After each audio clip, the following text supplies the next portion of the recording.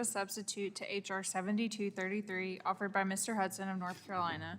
Strike Without all. objection, Madam Clerk, the reading of the Hudson Ains will be dispensed with, and the gentleman is recognized for 5 minutes.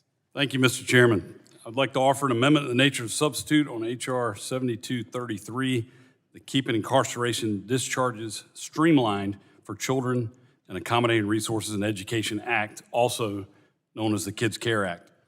I'm proud to lead H.R. 7233 along with Representative Ann Custer and Ashley Henson and urge the full committee to consider favorably and adopt this Ains.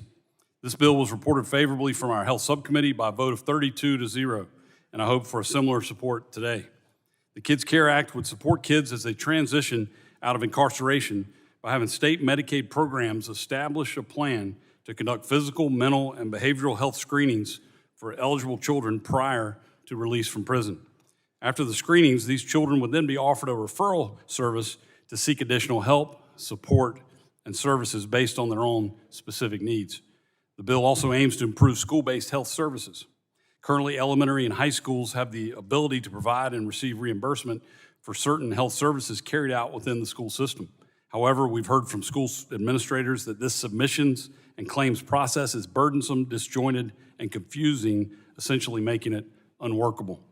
Our bill would direct the Centers for Medicare and Medicaid Services to update its school-based claims guide, including providing best practices for schools and school health centers. This would help schools cut red tape, decrease administrative burdens, and increase the availability of already existing services. This is especially important for small and rural school districts like those in my community, which are more likely unable to manage the bureaucratic burdens. In talking to our own North Carolina Department of Health and Human Services and the Department of Juvenile Justice and Delinquency Prevention, we received much support and very helpful feedback on this legislation. Experts agree. Not only will the screenings and referral process help establish a landing spot for those recently released, but they will improve coordination of services and greatly improve the overall well-being of our vulnerable kids. I would encourage other members of the committee, if you've not done so, to talk to your own state agencies on the impact this bill will bring to your states. For instance, we incorporated direct feedback from our state partners on the addition of a case management transition service for the 30 days post-release. This will help to coordinate the necessary referrals and next steps upon reentry to society.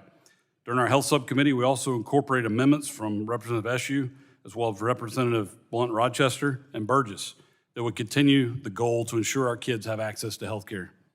With the addition of these amendments, this bill will help expand telehealth options for children by requiring the Centers for Medicare and Medicaid Services to provide updated guidance, strategies, and best practices to states on how to effectively overcome barriers and to increase access to telehealth within their Medicaid and their Children's Health Insurance Program populations.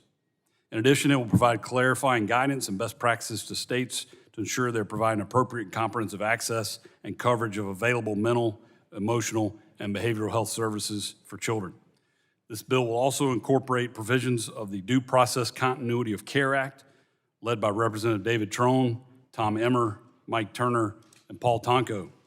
This bill will remedy a gap in Medicaid services by ensuring children serving pretrial detention are not kicked off Medicaid while awaiting adjudication. Currently, these kids are denied access to coverage even when presumed innocent.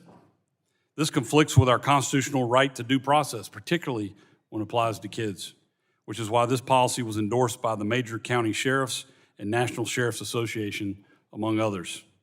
Taken together, these common sense solutions in this bill will go a long way towards reducing recidivism in our youth population, increasing access to mental, physical, behavioral, and telehealth services for our children within schools and healthcare settings, and improving collaboration on strategies and best practices for our states. I'm proud of the strong bipartisan work that we've done on this bill and urge my fellow committee members to consider it favorably and adopt the Ains. And with that, Mr. Chairman, I'm happy to yield back.